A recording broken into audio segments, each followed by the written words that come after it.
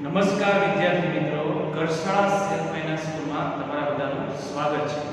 વિદ્યાર્થી મિત્રો, ધોરણ 11 ના વિદ્યાર્થીઓ માટે આપણે આજે ગણિતનો લેક્ચર, એટલે આજના લેક્ચરમાં તમને બેઝિક જે તમે 9 10 ના ધોરણમાં જે ભણીને આવ્યા છો એનાથી થોડુંક એડવાન્સ અને જે તમને 11 12 સાયન્સમાં કામ લાગે તે, એટલે કે ત્રિકોણમિતિનો આપણે આજે પરિચય ભણવાના છે.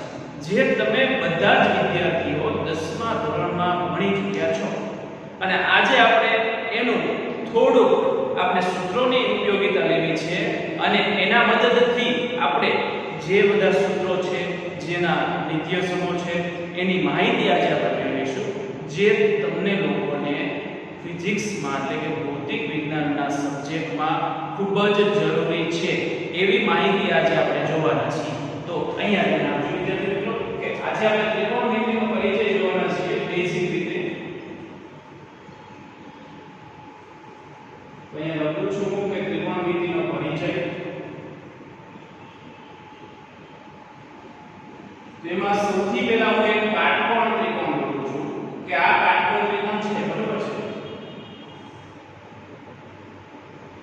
આ કાટકોણ ત્રિકોણમાં આ જે કાટકોણ ધરાવતો ખૂણો એટલે કે 90 નો ખૂણો ધરાવે છે, આને હું ABC નામ આપી દઉં છું. ત્રિકોણના 3 શિરોબિંદુઓને ABC નામ આપું છું. આ કાટકોણ એટલે 90 નો ખૂણો ધરાવતો ત્રિકોણ. 90 ના ખૂણાની જે સામે હોય મિત્રો, એને આપણે હંમેશા કર્ણ કહીએ છીએ. તમને યાદ હોય તો પાયથાગોરસના પ્રમેય મુજબ આ કર્ણ હોય અને આ બંનેની બાજુઓ કહેવાય, બરોબર છે. હવે આ બાજુઓ પરથી આપણે ખૂણાઓની માહિતી મેળવવાની છે. જો ખૂણો તમે અહીંયાથી શોધવા માંગતા હો અથવા અહીંયાથી શોધવા માંગતા હો તો ખૂણાને છે ને આપણે હંમેશા થીટા વડે દર્શાવીએ છીએ. ત્રિકોણમિતિમાં ખૂણાને હંમેશા થીટા વડે દર્શાવવામાં આવે છે, બરાબર છે.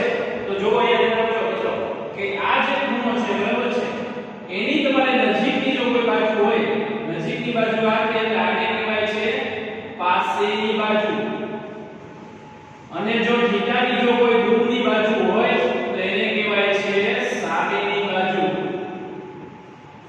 તો આ ત્રિકોણ ઉપરથી આપણે શું માહિતી મેળવી કે કાટખૂણો ધરાવતા 90 ના ખૂણાની જે સામે હોય એને કર્ણ કહેવાય, બરાબર. અને કર્ણ હંમેશા બે બાજુ કરતા મોટો જ હોય. અને જો તમે ખૂણો અહીંયાથી શોધવા માંગો છો તો ખૂણાની આ નજીકની બાજુ એટલે પાસેની બાજુ કહેવાય અને દૂરની બાજુ એટલે એને સામેની બાજુ કહેવાય છે. તો ત્રિકોણમિતિમાં છે મિત્રો વિધેયો આવે છે. વિધેયો એટલે કે જે તમને ખબર હોય તો sin cos એ બધા વિધેયો કુલ 6 વિધેય છે. એ 6 વિધેય હું અહીંયા લખું છું કે કયો વિધેય આવશે કે તે sin, પછી આવશે cos, પછી આવશે tan, પછી આવશે cot, પછી આવશે cosec અને છેલ્લે અંતમાં છઠ્ઠું વિધેય sec. એટલે કેટલા વિધેયોની વાત કરવી છે આપણે મિત્રો? 6 વિધેયની. sin, cos, tan, cot, cosec અને sec. આ 6 વિધેયના આપણે સૂત્રો પણ જોવાના છે. અને જે સૂત્રો તમને આપણે આગળના જે ત્રિકોણમિતિનું જે ચેપ્ટર આવવાનું છે એમાં ખૂબ જ જરૂરી પડવાના છે. અત્યારે એટલા માટે કરાવું છું કે બેઝિક નોલેજ આપણે મેળવી લઈએ. તો આ 6 વિધેયને જ્યારે આપણે સૂત્ર રૂપે રજૂ કરવા છે, જે તમે 10મા ધોરણમાં ભણી ચૂક્યા છો મિત્રો, તો એમાંનું પહેલું સૂત્ર જે છે એ આપણે જોઈએ કે sin થીટા બરાબર sin થીટા. sin એટલે સામેની બાજુ આવે, એટલું યાદ રાખવાનું. sin એટલે સામેની, sin એટલે એમાં સ આવ્યો તો એમાં સામેની બાજુ જ આવે, એટલે sin થીટા બરાબર સામેની બાજુને હું શોર્ટમાં લખું છું સામા, એટલે સામેની બાજુ. અને છેદમાં શું લખાય છે તો કે કર્ણ. સામેની બાજુ છેદમાં કર્ણ. આ sin થીટાનું સૂત્ર આપણે ભણીએ. આપણે તમને ખબર જ છે 10મા ધોરણમાં આવી ચૂક્યું છે ત્રિકોણમિતિ કે sin થીટા બરાબર સામેની બાજુ છેદમાં કર્ણ. એવી જ રીતે cos થીટાનું સૂત્ર જોઈએ. cos થીટા બરાબર cos એટલે તો પાસેની બાજુ. cos થીટામાં શું આવે? પાસેની બાજુ એટલે પાબા છેદમાં કર્ણ. જ્યાં cos થીટાનું સૂત્ર આપણે જોઈએ. cos થીટા બરાબર પાસેની બાજુ છેદમાં કર્ણ. એવી જ રીતે હવે tan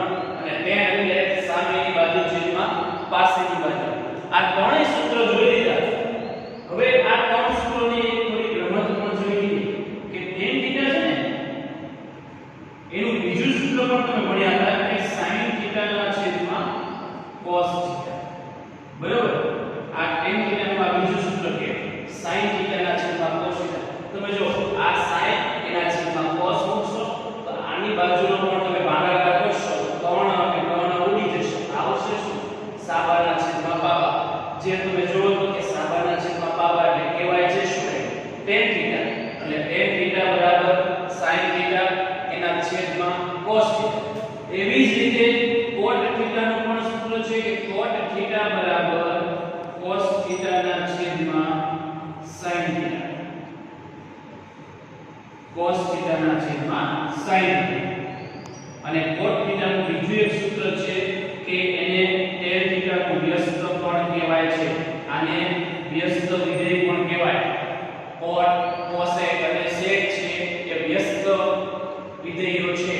cot થીટા બરાબર 1 ના છેદમાં tan થીટા. એટલે tan થીટા નું વ્યસ્ત શું થાય તો કે મિત્રો cot થીટા થશે. હવે જોઈએ આપણે cosec થીટા નું સૂત્ર. તો cosec થીટા બરાબર 1 ના છેદમાં sin થીટા. એ sin થીટા નું વ્યસ્ત એટલે cosec થીટા. જો તમે એમ પણ લખી શકો કે sin થીટા બરાબર 1 ના છેદમાં cosec થીટા. એટલે cosec થીટા નું સૂત્ર શું બન્યું 1 ના છેદમાં sin થીટા. એવી જ રીતે sec થીટા નું સૂત્ર શું થશે કે 1 ના છેદમાં cos થીટા. sec થીટા એટલે cos થીટા નું વ્યસ્ત. જો અહીંયા જોઈએ છો સૂત્ર જોઈ લો તો અહીંયા ધ્યાન આપજો. sin નું સાબાના છેદમાં કર્ણ, cos નું બાબાના છેદમાં કર્ણ, tan નું સાબાના છેદમાં બાબા, tan થીટા નું બીજું સૂત્ર, sin થીટા ના છેદમાં cos થીટા, cot થીટા નું બીજું સૂત્ર, cos થીટા ના છેદમાં sin થીટા અને cot થીટા બરાબર 1 ના છેદમાં tan થીટા. એટલે tan થીટા ના વ્યસ્તને cot થીટા કહેવાય અને cot ના વ્યસ્તને પણ tan થીટા કહેવાય. જો તમે tan થીટા અહીંયા લીધું હોય તો cot થીટા અહીંયા છેદમાં પણ આવશે. એવી જ રીતે cosec થીટા બરાબર 1 ના છેદમાં sin થીટા હોય તો sin થીટા બરાબર 1 ના છેદમાં cosec થીટા પણ થશે. તો sec થીટા બરાબર 1 ના છેદમાં cos થીટા હોય તો cos થીટા બરાબર 1 ના છેદમાં sec થીટા પણ લખી શકાય. એટલે આ બધા જ સૂત્રો તમને ઉપયોગી થવાના છે. જે આગળ આપણે ગણિત શરૂ કરીએ એની પહેલા આપણે આ જે બેઝિક માહિતી જે આપણે જરૂરી છે ત્રિકોણમિતિની એ તમને ફિઝિક્સમાં કામ લાગશે. અને આ બધા જ સૂત્રો તમારે વ્યવસ્થિત એક નોટબુકમાં લખી લેવા અને બધા જ સૂત્રો પાકા કરવા. અને આ સૂત્રો જે છે એની મદદથી આપણે ઘણા બીજા સૂત્રો પણ બનાવી શકીએ છીએ. અને એના પણ નિયમ અને નિત્યસૂત્રો આપ્યા છે. એ સૂત્રો તમારે જેમ ચેપ્ટર શરૂ થશે એમ હું તમને કહેતો રહીશ. એટલે એ સૂત્રો ઉપરથી દાખલા પાડો છો. જેમ તમે 10મા ધોરણમાં ત્રિકોણમિતિમાં દાખલા સમજી ગયા છો ને, બહુ સહેલા છે, એવા જ દાખલાઓ છે. તો એના જ આપણે આ સૂત્રોનો ઉપયોગ કરીને દાખલા ગણવાના હોય છે. તો વિદ્યાર્થી મિત્રો આ થઈ આપણે કાટકોણ ત્રિકોણ પરથી જે સૂત્રોની માહિતી મેળવી એ છે. બરાબર છે. હવે આમાં હું તમને એ પણ સમજાવી દઉં કે હવે એકમ વર્તુળ આપણે સમજવું છે. એકમ વર્તુળ જે ખૂબ જ જરૂરી છે. એકમ વર્તુળ કોને કહેવાય એની વ્યાખ્યા લખું છું કે જે વર્તુળની ત્રિજ્યા એક એકમ હોય તેને એકમ વર્તુળ કહે છે. લો વ્યાખ્યા બહુ સહેલી છે. જે વર્તુળની ત્રિજ્યા એક એકમ હોય એટલે એક જ એકમ ધરાવતી હોય તેને એકમ વર્તુળ કહેવાય. જો એ વર્તુળને હું અહીંયા દોરું છું,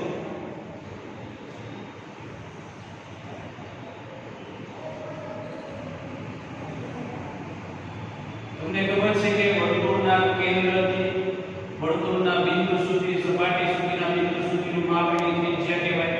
તો આ 1 મીટર હોય, આ પણ 1 મીટર હોય, આ પણ 1 મીટર હોય અને આ પણ 1 જ મીટર હોય. એટલે 1 મીટર ત્રિજ્યાવાળા વર્તુળને શું કહેવાય છે? એકમ વર્તુળ. શબ્દ જો એકમ એટલે એક એકમ ત્રિજ્યા ધરાવતું હોય. તો મિત્રો આની ઉપરના જે આ જે છે એને હું x અક્ષ પસંદ કરું છું. આ છે એને x અક્ષ પસંદ કરું છું અને આને હું y અક્ષ પસંદ કરું છું. આ x અક્ષ છે, આ y અક્ષ છે. બરાબર. તો x અક્ષ અને y અક્ષ પરના છેદન બિંદુને આપણે ઉગમ બિંદુ કહીએ છીએ. તો આ ઉગમ બિંદુના યામ હંમેશા 0 માં છે.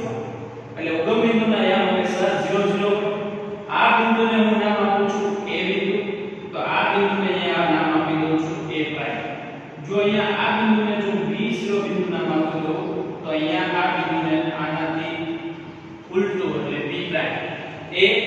પ્રાઇમ બી બી પ્રાઇમ વર્તુળ જો બહુ સિમ્પલ છે વર્તુળ દોર્યું આપણે x અક્ષ ને y અક્ષ ને છેદતી કેન્દ્રમાંથી બંને રેખાઓ દોરી ઈ બંનેના છેદન બિંદુના યામ હોય યુગમ બિંદુના યામ 0 0 આ શિરોબિંદુનું નામ આપીએ a prime b b prime હવે a છે તો જેનો યામ જે બિંદુ x અક્ષ પર રહેલું હોય તેનો y યામ હંમેશા શૂન્ય થાય જે બિંદુ x અક્ષ પર રહેલું હોય તેનો y યામ હંમેશા શૂન્ય થાય તો મને એમ કહ્યું કે મિત્રો આ x અક્ષ પરનો યામ છે એનું અંતર 1 મીટર છે તો અહીંયા જે બિંદુ હોય એનું અંતર 1 અને એનો y યામ કેવો થાય 0 એટલે એ બિંદુને યામ શું મળ્યા 1,0 પછી તમે ઉગમ બિંદુથી ડાબી બાજુ જાઓ તો બધી જ કિંમત ઋણ હોય અને નીચેની તરફ y અક્ષની કિંમત પણ ઋણ હોય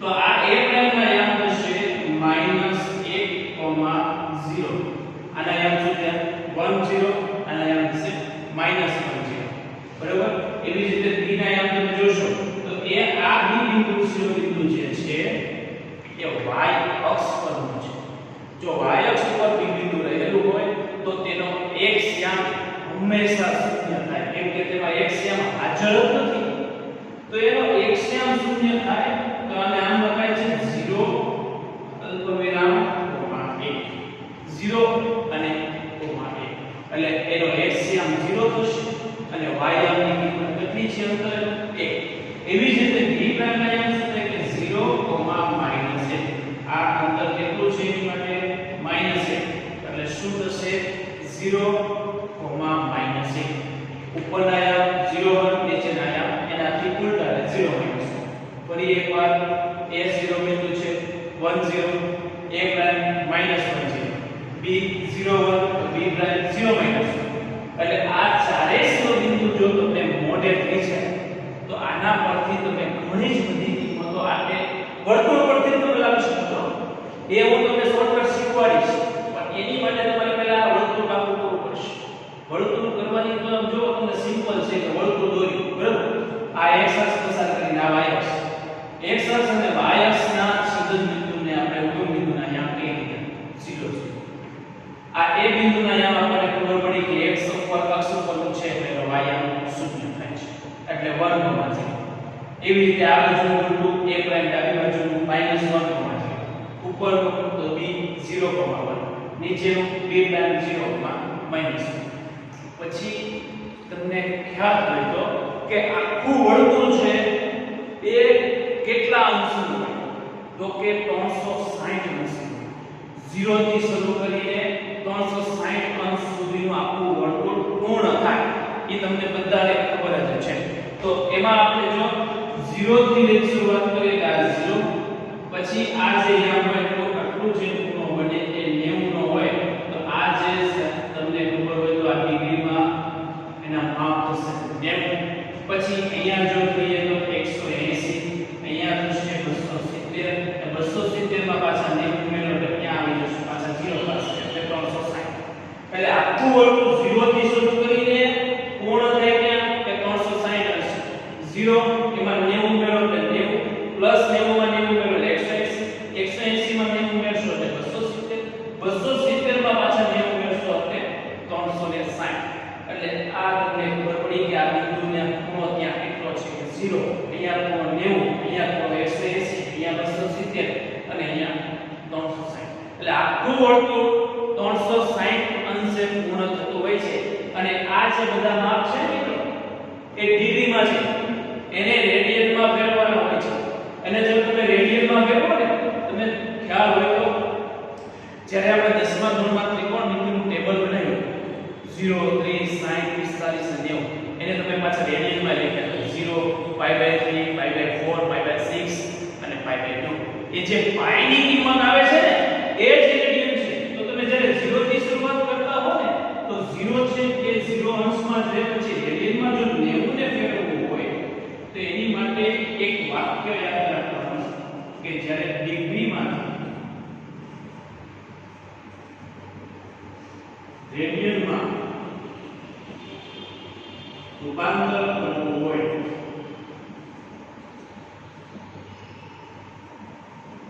ત્યારે પાઈ ના છેદમાં 180 વડે ગુણવું. શું કીધું છે? ડિગ્રી માંથી જ્યારે તમારે રેડિયન માં જો રૂપાંતર કરવું હોય ત્યારે કેટલી કિંમત વડે ગુણવાનું? પાઈ ના છેદમાં 180 વડે ગુણવું.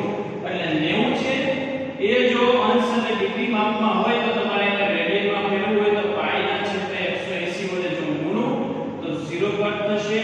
આ 9 દુ 18 તો કિંમત શું આવશે? Pi by 2. એટલે 90 ને તમે પાઈ ના છેદમાં 180 વડે ગુણો છો તો આન્સર તમને મળે છે પાઈ બાય 2. એટલે આ આન્સર આવશે પાઈ બાય 2. એવી જ રીતે આ 180 છે ને 180 ને રેડિયનમાં જો ફેરવવું હોય તો પાઈ ની કિંમત એ જ 180 છે. યાદ રાખજો કે પાઈ બરાબર જ 180 કહેવાય. અને જો તમને ન ખબર પડે તો તમારે આગળ ગણતરી સૂત્ર પ્રમાણે 180 એને તમારે રેડિયનમાં ફેરવવા એટલે પાઈ ના છેદમાં 180 વડે ગુણજો. બરાબર? તો 180 ઉડી જશે તો જવાબ શું આવશે? પાઈ જ આવશે ને. એટલે આ કિંમત રેડિયનમાં શું થશે? પાઈ. હવે જો 270 છે એ 270 ને તમારે રેડિયનમાં ફેરવવું છે તો તમે એને પાઈ ના છેદમાં 180 વડે ગુણશો. બરાબર? હવે 0 0 ઉડી જશે. 9 તે 27 ને 9 અહીંથી કેન્સલ. અહીંયા 9 દુ 18 અને અહીંથી 9 કેન્સલ એટલે 2. એટલે જવાબ શું આવે? 3 પાઈ બાય 2. એટલે આ કિંમત મળશે 3 પાઈ ના છેદમાં 2. હવે 360 છે. તમને એમ કહું 360 હોય એને તમે રેડિયનમાં ફેરવો તો 360 બરાબર ગુણ્યા પાઈ ના છેદમાં 180. 0 0 ઉડી ગયા. 18 દુ 36 એટલે જવાબ શું આવે? 2 પાઈ. એટલે જો તો 360 ને તમે રેડિયનમાં શું લખી શકો? 2 પાઈ. 0 પણ છે 2 પાઈ પણ છે. કેમ કે જ્યારે આપણે નાનકડા એમસીક્યુ જ્યારે આમાંથી પૂછાય ત્યારે તમને ખ્યાલ આવશે કે 0 અને 2 પાઈ નું મહત્વ શું છે એ તમને હું ત્યારે સમજાવીશ. એટલે આખું વળવું તો તમે મોડે કરો કે 0 90 180 270 360 રેડિયનમાં 0 પાઈ બાય 2 પાઈ 3 પાઈ બાય 2 અને 2 પાઈ. એટલે 0 થી 2 પાઈ ને લીધે આખું સર્કલ પૂર્ણ થાય. એ વર્તુળના તમને બધાના જ બિંદુના અહીંયા ખબર પડી ગઈ છે. બરાબર છે? આના પરથી શોર્ટકટ રીતો છે જે તમને ખૂબ જ ઉપયોગી થશે મિત્રો. ઓકે, તો આજના લેક્ચરમાં આપણે ત્રિકોણમિતિની બેઝિક માહિતી મેળવી છે. જો વિધેય જોયું, વર્તુળ પણ જોયું, એની પછી આપણે નેક્સ્ટ લેક્ચરમાં આના ઉપયોગ